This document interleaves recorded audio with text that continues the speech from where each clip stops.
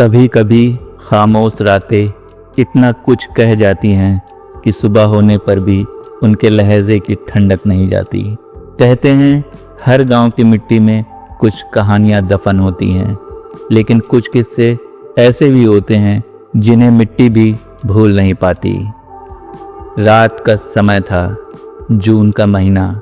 आसमान पर बादल थे, जमीन पर वो सन्नाटा जो किसी तूफान से पहले की शांति बताता है। कहीं दूर मस्जिद की अजान गूंज रही थी।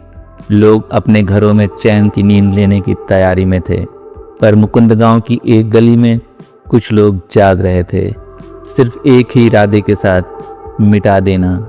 उन्हें न नींद थी न डर, बस बदले और जमीन की आग थी जो खून की नदियों में बदलने वाली थी। कहा जाता है उस रात 8 जानें गईं, पर यह कहानी सिर्फ मौत की नहीं है, ये कहानी है रिश्तों के सड़न की और इंसानियत के मरने की। उस रात चांद भी बादलों में छिप गया था, मानो वो भी खून देखना नहीं चाहता था। और सुबह का सूरज निकला तो उसकी किरणें किसी घर को नहीं बल्कि 8 लाशों को भी छू रही थीं। वो रात मुकुंद की थी जहां खामोशी ने सबसे ज्यादा चीख मारी थी। तो दोस्तों, अगर दिल में हिम्मत है तो आइए मेरे साथ चलिए उस गांव की ओर जहां एक ही रात में पूरे खानदान का नामो निशान मिटा दिया गया था। आप देख रहे हैं शैडो टिप्स। रात का वक्त था, करीब 8:30। चारों तरफ सन्नाटा था और उसी सन्नाटे को तोड़ रही थी मस्जिद से आती अजान की आवाज। ईसा की नमाज का वक्त हो चुका था। हनीफ खान मुकुंद गांव का मेहनती, नेकदिल और कामयाब इंसान था। अपनी बीवी से बोला, मैं नमाज पढ़कर आता हूँ, फिर खाना साथ में खाएंगे। बीवी ने मुस्कुराते हुए कहा, जल्दी आना, बच्चे भी इंतजार कर रहे हैं। और वो चला गया मस्जिद की ओर। उसे क्या पता था कि यही उसका आखिरी सफर होने वाला है। मस्जिद के अंदर मौलाना साहब नमाज पढ़ा रहे थे। हनीफ अपने कोने में जाकर चुपचाप खड़ा हुआ, अल्लाह के सामने सिर झुकाकर दुआ मांगने लगा। इसी बीच मस्जिद के बाहर कुछ परछाइयां धीरे धीरे आगे बढ़ने लगीं। हाथों में चमकती दराती, खुरपा, कुदाल, फावड़ा, बेलचा जैसे पुराने किस्म के हथियार। ये ऐसे हथियार थे जो ज़्यादातर खेतीबाड़ी में यूज़ किए जाते हैं, पर यहाँ उनके इरादे बेहद खतरनाक। दरवाज़ा खुला, कदमों की आहट गूंजी और कुछ ही पलों में वो लोग मस्जिद के अंदर थे।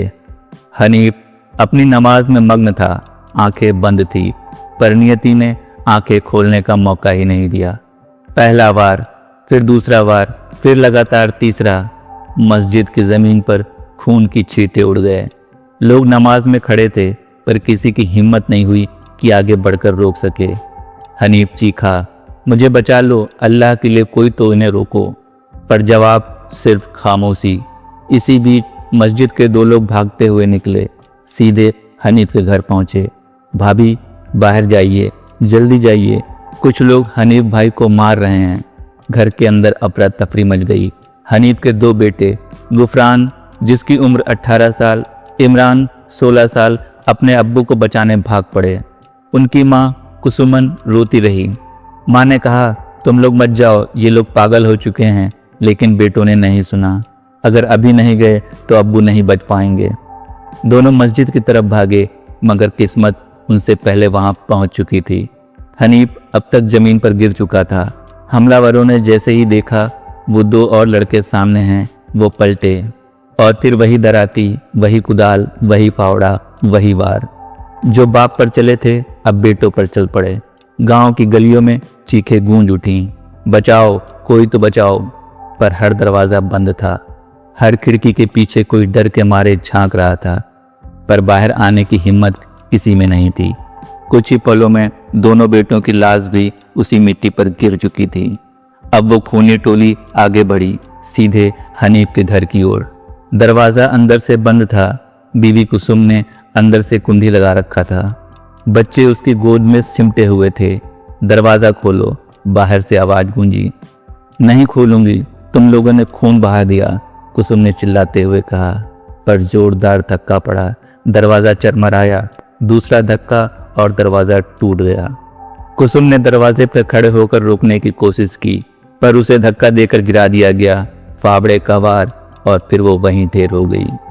घर में अब बच्चे थे। सबसे बड़ा 15 साल का विकलांग पर हिम्मत वाला। वो किसी तरह रेंगते हुए अपने माँ के पास पहुंचा। अम्मी उठो, अम्मी उठो।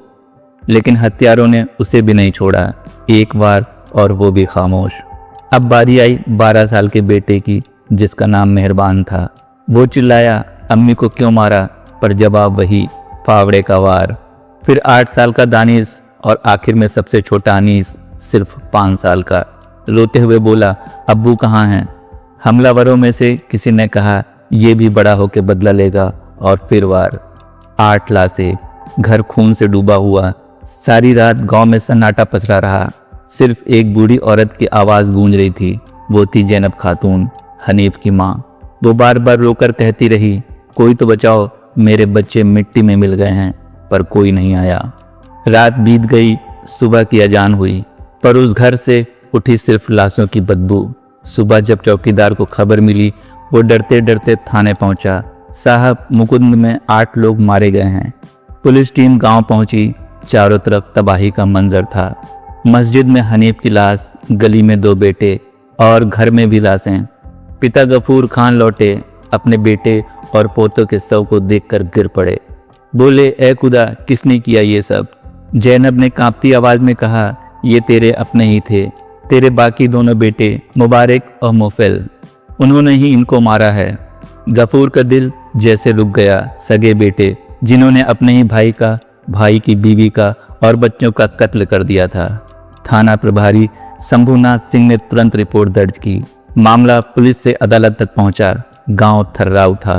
अखबारों में सुर्खियां छप गईं, भाई ने भाई को मारा जमीन के लिए। 2008 में ट्रायल कोर्ट ने सुनवाई की।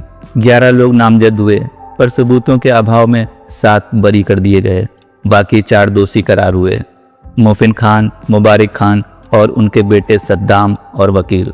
सजा का ऐलान हुआ। इन चारों को तब तक फांसी पर लटकाया जाए जब तक इनके प्राण न निकल जाएं। पर कहानी यहीं खत्म नहीं हुई। आरोपी हाई कोर्ट गए। 2009 में हाई कोर्ट ने कहा, सद्दाम और वकील की सजा बदलकर उम्र कैद कर दी जाए, लेकिन मोफिल और मुबारक की फांसी बरकरार रहेगी। इसके बाद अपील हुई सुप्रीम कोर्ट में। 2014 में सुप्रीम कोर्ट ने कहा, फांसी सही है। फिर राष्ट्रपति के पास दया याचिका गई। उस वक्त के राष्ट्रपति ने 2016 में उन्होंने भी याचिका खारिज कर दी। अब बस एक ही रास्ता बचा था, फांसी। लेकिन किस्मत ने एक और मोड़ लिया। 2021 में सुप्रीम कोर्ट ने पुनः विचार याचिका पर कहा, हर अपराधी के भीतर सुधार की संभावना होती है और इसीलिए मृत्युदंड को बदलकर आजीवन कारावास कर दिया गया। अब दोनों भाई मोफिल और मुबारक अपनी बाकी जिंदगी सलाखों के पीछे बिताएंगे।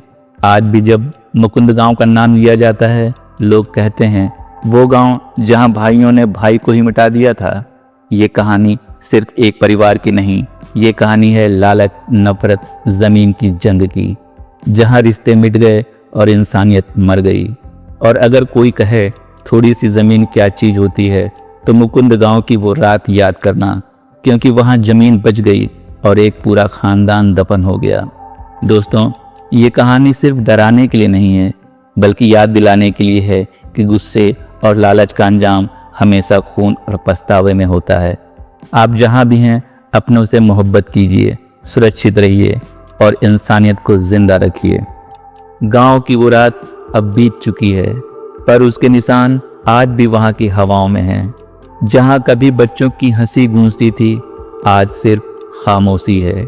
और एक सबक कि लालच से बड़ा कोई जहर नहीं होता। दोस्तों, इस कहानी ने आपके दिल को छुआ या आपको सोचने पर मजबूर किया, तो इसे एक लाइक ज़रूर दीजिए, क्योंकि आपका छोटा सा क्लिक हमारे लिए बहुत मायने रखता है। अगर आप चाहते हैं कि ऐसी ही सच्ची सिरहन पैदा करने वाली कहानियाँ आप तक लगातार पहुँचती रहें, तो हमारे चैनल को सब्सक्राइब कीजिए और बेल आइकन दबाना बिल्कुल मत भूलिए, ताकि अगली बार जब खामोश रातें बोलें तो उनकी आवाज़ सबसे पहले आपको सुनाई दे। हम फिर मिलेंगे एक और सच्ची डर और सच्चाई से भरी दास्तान में, तब तक याद रखिए, अंधेरा हमेशा बाहर नहीं होता, कभी कभी वो हमारे अंदर भी होता है। मैं हूं आपका साथी और आप देख रहे थे शैडो टेप्स।